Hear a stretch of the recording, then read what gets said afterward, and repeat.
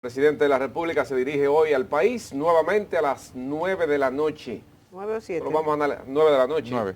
Eso lo vamos a analizar dentro de unos minutos. Pero antes, yo quiero de manera introductoria darle gracias a Dios, porque lo vi a él hacer algunas actuaciones políticas. Estaba medio pequeño todavía, pero después fui creciendo, lo vi a él haciendo los planes de cómo iba a dirigir el país dominicano. No llegó, las circunstancias políticas no le permitieron llegar a ser presidente de la República. Y yo he acuñado una frase de que lo mejor que le ocurrió a ese personaje en República Dominicana es que no llegara a ser presidente de la República. Y ese es un tema que podemos debatirlo con mucho tiempo de antelación, porque yo tengo mi concepción y tengo mi idea de por qué Yo sí de esa el doctor Peña Gómez, a quien me refiero en el día de hoy, no le convenía ser presidente de la República. En ese sentido, debo decir que el país debe de sentirse orgulloso de un hombre de la categoría, del estirpe y del calado político del doctor José Francisco Peña Gómez, que en el día de ayer cumplió 85 años de haber nacido, si estuviera vivo, si hubiera estado vivo. 6 de marzo, en la Loma del Flaco, por allá, por Valverde Mao, se hizo una actividad en el día de ayer donde estuvo presente el presidente de la República y otros dirigentes de alto nivel del Partido Revolucionario Moderno, que él nunca conoció el Partido Revolucionario Moderno, pero es el líder, según dicen sus fundadores, que es Hipólito Mejía y el actual presidente de la República, Luis Abinader. Ahí está en pantalla la esposa del extinto líder José Francisco Peña Gómez. Ahí está Abril Peña Gómez, su hija. Caramba, Peña Gómez dio la milla por este país. Pero hoy estamos reconociendo su gran y alto labor para los dominicanos. Entregó mucho de su intelectualidad para dejarla en el día de hoy. Y ahí están los frutos de Peña Gómez en el país, de manera intelectual, política también. Evitamos muchísimos baños de sangre por la valentía de este hombre que puso primero el interés nacional antes de que él pusiera el interés personal de llegar a ser presidente de la República. De Peña Gómez vamos a hablar no 1, 2, 3 horas. Simposio de un día completo. Y falta tiempo para hablar de Peña Gómez y todo lo que hizo. Así que el día de hoy, de mi parte, este es un breve homenaje lacónico a todo el trajinar de su vida política por República Dominicana. Yo coincido con usted en eso de que lo mejor que le pudo pasar a Peña fue no ser presidente. Sí, yo creo que sí. Y aunque la gente se lo toma mal en muchos aspectos. Sí, mucha gente cree que uno lo dice por malo. No es un tema de que Peña sea malo o haya sido malo. En política no existe el si hubiese. Eso no creo que exista mucho en política, aunque son condicionantes que uno pone siempre sobre la mesa al momento de hacer los análisis. Pero yo digo que fue lo mejor que le pasó, fundamentalmente porque llegar a la presidencia es lo que ha mantenido a figuras como Juan Bosch y a Peña Gómez en el escenario político de una manera impoluta. Yo digo lo mismo de Juan Bosch, si Bosch termina su periodo, su cuatrenio, no hubiese sido el mismo Bosch. De ahí que figuras como Joaquín Balaguer sean en gran medida mal vistas por la sociedad por el tiempo que duraron al frente de la administración del Estado. Así es. Y usted podrá decir lo que usted quiera, pero, y en alguna medida perdón por tomar el día después del natalicio de Peña para referirme a Balaguer, pero por eso Balaguer es la referencia de administración del Estado en cualquier circunstancia, porque fue el único que administró realmente el Estado. Bosch duró 7 meses ahí. Y aunque sus ideas están claras, no tuvo el tiempo para plasmarla. Peña no llegó ni siquiera a la presidencia de la República. Y por eso todo se queda en ideal, y es bonito escuchar las cosas en ideal, no en la práctica. Lo ideal es fabuloso. Lo ideal es fabuloso. Ay. Y por eso yo digo, si Peña llega a la presidencia de la República, la historia lo hubiese juzgado de una manera diferente. Lo mejor que le tocó fue eso. Puede ser, pero es que ahí mismo viene el tema. Usted dice lo ideal es fabuloso. Sí, parece que no es lo ideal. Pero nosotros no sabemos qué hubiese pasado si él asume la presidencia de la República. Precisamente. Eso es un ideal que usted está planteando. No. Oye lo que yo digo. Es precisamente la no llegada a la presidencia, porque todo presidente en la historia tiene que tomar decisiones buenas y malas. Los presidentes que se quieren basar en popularidad nunca terminan bien, porque le toca de tomar decisiones que no son de líderes.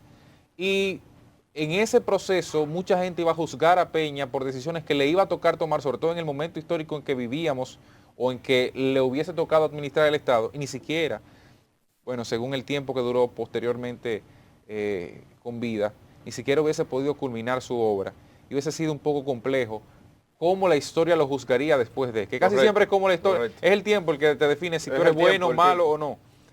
Y por eso yo digo, a Danilo, Leonel e Hipólito hay que esperar que se mueran, lamentablemente, para saber si son grandes o no en la historia Exactamente. dominicana. Entonces, yo creo que ese aspecto es el que fundamentalmente yo planteo. Yo entiendo su postura, pero no la comparto. Sin embargo, cada quien tiene su punto de vista. A mí en lo particular, y te lo digo porque, por ejemplo, la familia de mi padre no era peñagomista, era algo más de ahí, porque lo tenían en una dimensión que a veces uno decía, pero lo están sobrevalorando, lo están sobre... de fotos con Peña por todas partes, una idolatría a Peña que a veces rayaba en algo exagerado, pero era el cariño que le tenían, era el respeto que le tenían y era la necesidad de que una figura como él tal vez dirigiera los destinos de nuestro país. Que dicho sea de paso, ayer ambos partidos que se desprenden, el PRD y el PRM, son uno mismo, separado, celebraron este natalicio 85. Diríamos que es una celebración, no una conmemoración, una celebración porque estuviera cumpliendo 85 años y resaltaron sus aportes, sus valores y todo lo demás que tenía Peña, que la figura que fue. Lo único a resaltar es que lo hicieron de manera separada porque juntos no cabrían en un espacio. La verdad es que juntos tienen todavía muchas disputas, muchas disidencias que los alejan y que al parecer ni siquiera la propia figura de José Francisco Peña Gómez los puede unir de forma armónica para celebrar fechas importantes como esta. Pero lo que hay que resaltar es que todavía se sigue recordando la memoria histórica de Peña Gómez. Creo que eso es importantísimo. Que lo hayan hecho, que lo tengan presente, que sigan resaltando su legado, que se tomen el día, un domingo, para irse a Valverde, Mao, a irse a donde sea que fueran, hacer esto, me parece sumamente interesante porque sigue resaltando que su legado no ha perecido y que todavía su memoria sigue entre quienes lo destacan y lo honran. Mira, Hubo un regidor del PRM, ¿verdad? ¿Regidor? Del PRM, creo que en Valverde, no recuerdo con exactitud Ayer. la demarcación, que a propósito de esto, ¿verdad? Creo La que fue el celebración. sábado que lo hizo, de antesala al aniversario del natalicio de Peña Gómez. Ese Prieto, Ah, sí. sí, un ese audio que anda Prieto por no ahí. debe ser, que sí o qué, porque le están como poniendo el nombre de un hospital o una plaza, no recuerdo con exactitud el nombre de José Francisco Peña. Ese Prieto no debe ser, ese coprófago llegó a decir Rico, incluso. Dios mío. Pero lo dijo públicamente. Refiriéndose, Eso está entonces, grabado no sé ahí. si es un Lo grupo de dijo WhatsApp escrito. o Es un algo, audio pero que lo hay. dijo, está el audio por ahí. Pero Porque hay que ser muy ignorante. Está el audio por Pero ahí. no solamente ignorante, hay que ser muy falta de respeto. Para usted referirse así a un líder político, no importa quién sea. Aunque usted no colía con sus Aunque ideas. usted no esté de acuerdo con sus ideas. Y mira lo que yo te digo, él no llegó a ser presidente y mira cómo hay gente que... ¿Tú Claro. crees que él, en los tiempos, en su fecha de fallecimiento, no hubo gente que estaba contenta porque él no llegó a lograr su meta? O sea, Claro. la historia lo puede juzgar de cualquier forma, pero no tuvo la oportunidad que él quiso de hacer tal vez la transformación que deseó para la República Dominicana. Y a mí me da mucho pesar porque el pensamiento que se externa es que no se puede llegar a ser presidente de la República porque tú vas a salir embarrado por las decisiones que se tenga que tomar, porque no siempre se puede complacer a todo el mundo. Pero eso es natural, o sea, eso es natural del poder, eso ocurre en todas partes. No es un tema de que Peña lo hubiese hecho mal por ese sentido, o sea, no es ni siquiera que la historia que en el tiempo, sus resultados, el resultado de su paso por el Estado, sea negativo. No, es que cuando usted toma la decisión de dedicarse a la carrera política, y de entrada se lo digo a los políticos jóvenes, ¿verdad?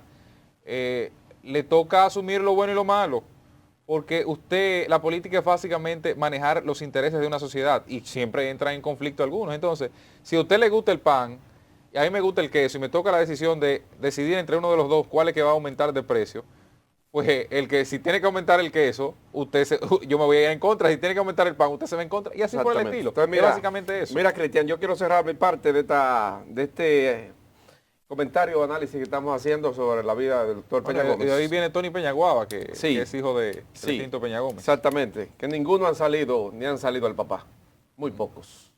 Es muy difícil que tú puedas evaluarlo con un hombre tan grande como Peña Gómez, pero ellos debieron de dar más al país, mucho más, porque están preparados, se han preparado esos muchachos, pero realmente no entiendo por qué ha habido esa lentitud en lo que estoy señalando. Por ejemplo, la historia te dice a ti, que por ejemplo, cómo concluyó la vida del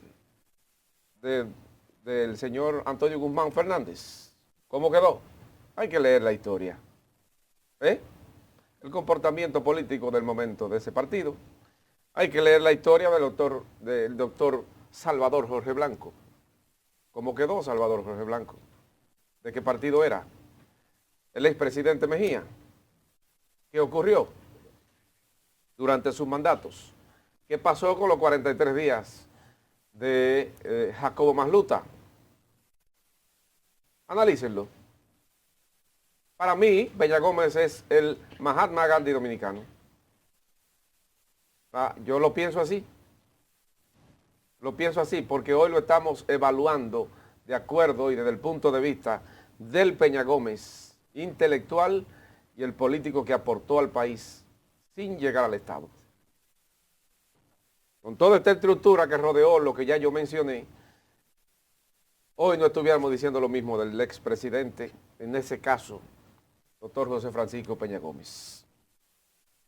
En mi punto de vista, yo pienso así, de esa forma, y creo que el PRD no le ha resaltado a Peña Gómez, ni el PRM.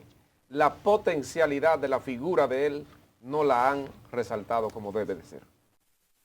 Aquí hay gente con menos plusvalía política que Peña Gómez y lo tienen más exaltado que él. Mira el busto de Peña Gómez ahí en la 17, cayéndose a pedazos. Yo fui uno de los que hice varios trabajos sobre eso. Y están en el poder, los hijos están ahí en el gobierno y no han hecho nada. Eso está destruido ahí. Y entonces, no han reconocido todavía la profundidad de su figura, comenzando por sus hijos, comenzando por ellos. Bueno, vamos a seguir entonces con otros temas, señores. Miren, quiero agradecer, ya que Cristian me hace mención de esto, un artículo sumamente interesante de una serie que viene desarrollando el periódico Listín Diario. Nosotros hemos estado resaltando en los titulares justamente esto, un reportaje sobre la red de donantes de sangre que se lleva a cabo a través de Fundación Lazo, que nosotros dirigimos, y habla del proceso de esto y el trauma que nos llevó a crear esta iniciativa, esta plataforma que ayuda a organizar a estos. Ayer la periodista Yasmel Corporán, en una entrevista vía telefónica, nos hacía varias cuestionantes de temas de lo que está pasando en el país, porque realmente hay un despertar con relación a qué está pasando en nuestro país con la situación de la donación de sangre. Y sabemos que para muchos la donación de sangre es un negocio cuando usted tiene que pagar para conseguir un donante, que es lo que nosotros queremos evitar, erradicar. Pero por otro lado, ¿cuáles son las políticas públicas que se están desarrollando para evitar que esto sea así? El incentivo a los donantes. En estos días, uno de los reportajes que traía el periódico Listín Diario hacía referencia a una propuesta de no recuerdo si era político, que mencionaba que se tenía que pagar a la gente para que donaran y así siempre hubiera sangre. Pero es que esto sería decirle a la gente que por un acto que debe ser voluntario y altruista, usted le está remunerando. Nosotros tenemos otra teoría y es la de incentivar a los donantes a hacerlo. ¿De qué forma? Garantizándoles una donación rápida, fácil y efectiva. Pero además de esto, motivándoles a través de incentivos como parqueos privilegiados, una caja especial cuando tengan que hacer una fila para pagar algo, para algún servicio, el servicio preferencial en las instituciones públicas, que fue una de las promesas del presidente Luis Abinader en el lanzamiento de esta red de donantes, entre otros muchos servicios que pueden facilitar la vida de una persona, el tránsito, el transporte, el metro, el teleférico, que deben ser gratis para esto, que ya se hizo una promesa del presidente, pero que todavía, y esto lo hago con mucha responsabilidad, este proceso no ha iniciado. El presidente designó a la coordinadora del Gabinete de Salud, a la vicepresidenta de la República, la señora Raquel Peña, para que esto se llevara a cabo, pero todavía nosotros no hemos empezado ni con el principio básico de esto, que es el manual de atención al donante, para que se aplique a través del Ministerio de Administración Pública. Nos da mucho pesar decirlo, pero esto es parte de las promesas del presidente que se están quedando en el aire, porque son tantos temas en el interín que a veces se quedan. Donar sangre, señores, es un trauma en nuestro país. Y nosotros tenemos situaciones con gente que nos llama para pedirnos sangre. Nosotros no somos un banco de sangre. Somos los canalizadores de los donantes y ayudamos y facilitamos que los donantes sepan dónde hacerlo, cuándo hacerlo, cómo hacerlo y que esa sangre esté disponible para quien la necesite a través del sector público, pero más allá que eso, que no tengan en medio de una emergencia que salir a buscar un donante. Así que ojalá que esto se tome en consideración. Yo seguiré insistiendo a través de los mecanismos correspondientes para que esto se lleve a cabo, y lo saben las autoridades, porque no pienso decir una cosa que no es. Hay una responsabilidad mayor aquí, que es la que nos hemos comprometido a motivar a las personas a donar, y nosotros con una población de 250,000 personas donando al menos 2 veces al año en nuestro país, lograríamos erradicar ese macuteo que hay de buscar donantes, esa rapidez y esa emergencia al momento de una persona requerir sangre. Y una estadística importante es que del 2019, el 2020 fue el COVID, el 2021 todavía seguimos con COVID y el 2022 apenas empieza. Una estadística importante es que diariamente en nuestro país, según el 2019, alrededor de 4 personas fallecen en accidentes de tránsito. La mayoría de estos accidentes de tránsito tienen que ver con que al momento de la colisión no hay quien le transfunda, porque en ese momento usted no tiene para salir a buscar un donante. En el parto, en la labor de parto, a las embarazadas les piden pintas de sangre, dependiendo de cómo sea su evolución del embarazo, qué tan riesgoso es, porque puede sufrir de una preeclampsia que la lleva a quirófano y necesita sangre, o de hemorragia, que la palabra propia lo dice, también necesita sangre. Imagínense ustedes que estos dos elementos se viven diario, partos y accidentes, y esto requiere mucha sangre, pero váyanse un poquito más al tema de los niños con cáncer, a las personas con cáncer en general, pero cuando es un niño que duele a uno, que ve la inocencia de una criaturita que tiene que sufrir el estar transfundiéndose cada 2 días o interdiario, y que esa sangre lo que le dura es eso, 2 o 3 días, y tienen que volver al proceso. Cuando a usted se le acaba todo el rango de los amigos, porque para donarse hace falta un periodo, un tiempo de distancia de unos 3, 4 meses, dependiendo si es hombre o mujer. Si usted agotó todos sus amigos y todo su entorno que puede donar para una persona que necesita transfusión de sangre cada 2 o 3 días, imagínese usted lo que pasa en nuestro país cuando estas estadísticas siguen en aumento. Ahí está la Fundación de Amigos contra el Cáncer Infantil, FACSI, que puede dar testimonio de eso, y que en épocas como diciembre, donde la población está de fiesta, que todo el mundo anda con un traguito en la mano, es más difícil conseguir sangre, porque si usted tiene alcohol en las últimas 24 horas, no puede donar. Y hay muchos otros factores que impiden que las personas aquí en el país puedan donar.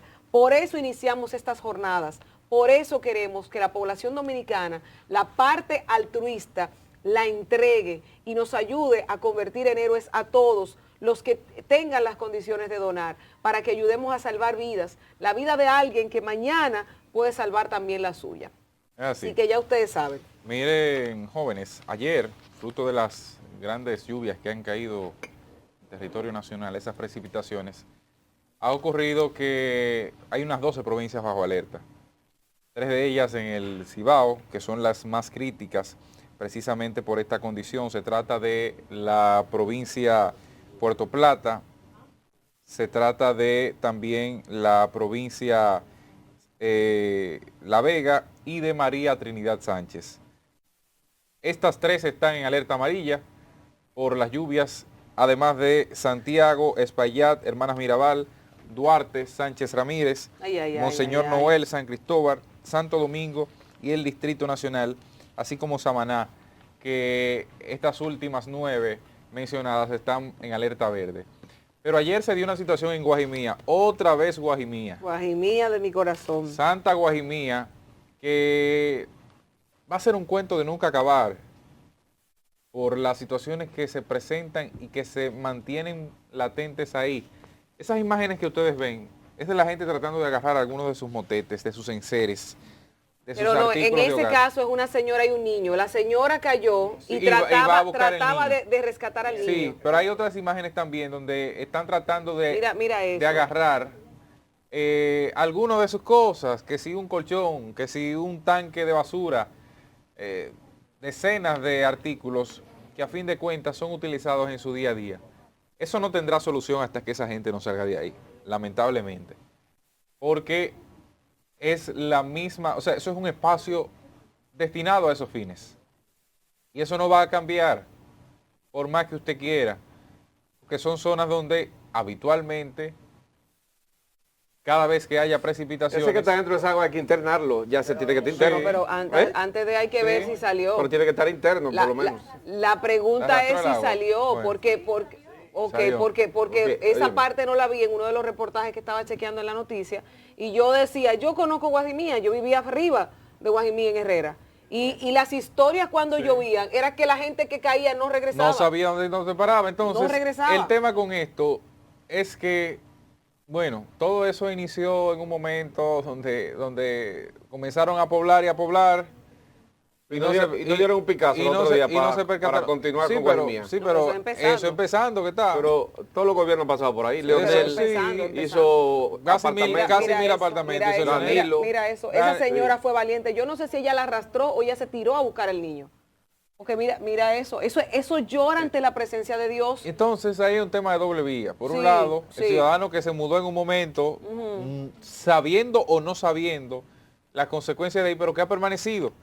Y con el argumento de que, bueno, yo tengo 20, 30 años aquí, ha puesto su propia vida en peligro ante las inclemencias del tiempo. Porque, ojo, la naturaleza, eso en la defensa civil lo sabe bien, la naturaleza no crea desastre, lo crea el ser humano poniéndose en el camino de la naturaleza. Usted se muda en un río, que está en una zona de un río Te que va a está llevar, seco, te va a llevar. no hay problema, ¿verdad? En el momento en que usted construye. Te va a Ahora, llevar. ese río pasa por ahí porque pasa, hoy o en 1000 años, pero pasa. Y usted sabe que tendrá algún tipo de consecuencias. Entonces, eso por un lado. Y por otro lado, las autoridades que tampoco se han propuesto firmemente, ojalá que este se dé, no tiene el tiempo suficiente para uno decir si hay o no un resultado positivo, de sacar a esa gente de ahí. Sacarla con o sin. Porque aquí siempre está el tema de que, ay, que mi casa, señores, es que lo primero es que ese terreno es inhabitable.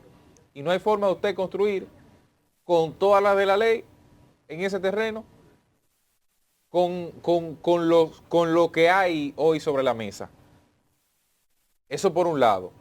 Y por otro lado, es la realidad de muchos dominicanos. Yo no quisiera pecar de inhumano con estos temas, porque son temas bastante complejos y que laceran mucho la integralidad de cada uno de esos seres humanos que están ahí. Pero eso es una realidad latente y que, ojo, lo triste es que se va a seguir repitiendo y que usted ve ese cúmulo de basura, eso también es uno de los temas que propicia que la cañada busque otro espacio por donde salir cuando eso se tapa y termine arrasando con casas o inundando casas con agua, con ese nivel de podredumbre que termina entonces no solamente afectando en términos materiales la vivienda o lo que se les lleva, sino también en términos de salud a mucha de esa gente. Mira, es lamentable. Y ustedes saben que aquí nosotros le hemos dado seguimiento constante al caso Guajimía. Lo digo porque conozco mucha gente de ahí, porque yo me crié metida en esa zona. Y a mí me duele porque todavía hay muchísima gente que uno tiene ahí que sabe que está en condición vulnerable. Ahí está doña Dominga con su hijo que tiene una situación de inamovilidad, que está constantemente cambiándole los pañales desechables de adulto y que no puede en un espacio donde nosotros presentamos hace unos días que cuando llueve el agua es de arriba que les cae y se va subiendo hasta donde yo. Entonces no hay forma de que una familia pueda subsistir o sobrevivir en estas condiciones. Pero ya lo hemos dicho y ya lo ha mencionado Cristian. La principal situación es que esta gente entraron en una época donde tal vez nosotros no teníamos ni idea de qué estaba pasando y se instalaron ahí. Se instalan y no hay ninguna autoridad, gobernación, ayuntamiento, gobierno central que diga, no, usted no puede estar aquí. ¿Dónde está planificación y desarrollo? ¿Dónde estaba la gobernación? ¿Dónde estaba el ayuntamiento? ¿Dónde estaban las autoridades cuando esta gente, del gobierno que fuera, porque esto viene desde cuándo? Desde antes de Leonel viene esto, corriendo. Desde Balaguer está eso. Claro, corriendo. Y yo me acuerdo, señores, un cuento muy especial. Miren, una vez en esa zona, cuando desalojaron, una de las casas que desalojaron era de un haitiano, ¿verdad? Lo movieron a otro sitio, y cuando están rompiendo para construir la calle que iba ahí, encontraron un cadáver enterrado abajo de donde el señor dormía. Eso es un cuento viejo del barrio. Encontraron un cadáver y sabrá Dios cuántas cosas más se habrán dado por ahí. En donde él vivía, donde él dormía abajo, tenía un cadáver enterrado. Entonces, es una situación que da pena, que da vergüenza, que no es digna para ninguna de estas familias y que lamentablemente los que vienen subiendo no se están dando cuenta de que viven en una podredumbre de que no es digno para ellos. Porque para mí eso era normal cuando yo era chiquita. Para mí eso era normal. Y en este momento a mí me da mucha pena porque uno los quiere ayudar. Cuando a nosotros nos mandan las notas de voz llorando cuando hay lluvia, Lorraine me ayuda, nos llama y dile que nos vengan a rescatar. Yo trato de que se pueda hacer, pero ¿qué yo puedo hacer si los que están mal ubicados son ellos? Y no ha habido una autoridad que les diga, aquí usted no vuelve, o que coloquen alguna forma de que esto se clausure luego de que los mueven de ahí, los movilizan. Porque el problema está en que muchos de estos son reincidentes de que los han ubicado y que luego van, venden, alquilan donde les dio el gobierno y vuelven al sitio. Y eso es una costumbre vieja en esta zona. Hay gente que tiene alquilado su casita, pero volvió a donde sabe que se siente cómodo con toda esa podredumbre. Y señores, yo no sé si ustedes han ido y han paseado la cañada de Guajimía. No sé si lo han hecho. Pero es que eso es otro mundo que hay. Yo como 14 veces ahí. ¿Me entiendes? Y hasta dónde llega y todo lo que tú te encuentras. Entonces, esta situación lamentable es una responsabilidad compartida de todos los gobiernos que han pasado desde que esta gente se instaló ahí. Y ciertamente hay que reubicarlo, sí, pero hay que colocar algún dispositivo, alguna fórmula para que esta gente no pueda volver a sentarse ahí. Yo sé que vamos a los periódicos, pero en un 30 segundos quiero decir que ahí la situación es de profundidad de análisis. El tema de la pobreza en el país y la incondicionabilidad de la gente, de las viviendas, es algo que hay que sentarse a analizar. Pero también hay ahí mismo que analizar la situación de la autoridad de los gobiernos que han pasado por aquí. Si usted va a Guajimía, hay una parte que ya mucha gente vive en apartamentos que le hicieron los gobiernos de Leonel Fernández y hizo el expresidente Danilo Medina, y creo también que el presidente Hipólito Mejía hizo apartamentos ahí. ¿Cuál es la responsabilidad del gobierno? Ahí No. o que lo reubicó, para que no, Sí, no ahí, exacto. sino que lo reubicaron en otra Exacto, parte. ¿no? Exacto. La zona donde fue llevado. Exactamente. se lo llevaron de ahí Sí. y ellos volvieron. Sí. Entonces, ¿cuál es la responsabilidad del gobierno? Como hizo Danilo recientemente, este complejo habitacional que hicieron, la zona de la zona del río, Sabio. sacaron a todo el mundo, lo ubicaron allá en su Greda apartamento y cemento. y ahí vigilado. colocaron un contingente de guardia. Eso está ahí nadie ha vuelto otra vez. Y eso, se tenía un plan de hacer un parque ecológico. No sé si eso todavía estará en Creo que planes. está en proceso, creo que está en proceso. Pero con Guajimía deben de hacer lo mismo. Esa cañada debieron de hacer una especie de como un parque ecológico, sembrarla de matas alrededor y meterle 80 guardias para que no vuelva nadie otra vez ahí. Ahora, los gobiernos pasados invirtieron presupuestos para sacar a esa gente y reubicarla, pero han vuelto otra vez. ¿Sabe cómo lo plantea Loreni? Han vuelto otra vez, ¿por qué? Porque hay una debilidad institucional. Es solamente el momento, lo reubicamos, lo colocamos ahí y se olvidaron de lo otro. No. Y es una responsabilidad de todos los gobiernos que han pasado desde el año 2000, que han puesto el frente hacia Guajimía. No puede ser que hoy, al siglo XXI, nosotros estemos hablando de Guajimía. Y si estamos hablando de ese problema de Guajimía, ¿usted sabe por qué? Es porque aquí hay gobiernos irresponsables, autoridades irresponsables, que utilizan a esos pobres para que voten en campaña. Y solamente nosotros nos damos cuenta que existen cuando días como hoy estamos tratando el tema de que esa cañada salió de su redil y se llevó a todo el que encontró por el medio. Las autoridades son las responsables de que esas personas estén pasando eso que está ahí. Señores, la pobreza no tiene cara. La pobreza no tiene cara. Esa gente se van a meter ahí si le permiten. Si la autoridad lo permitió, ellos van a durar 200 años ahí. Y el mismo problema.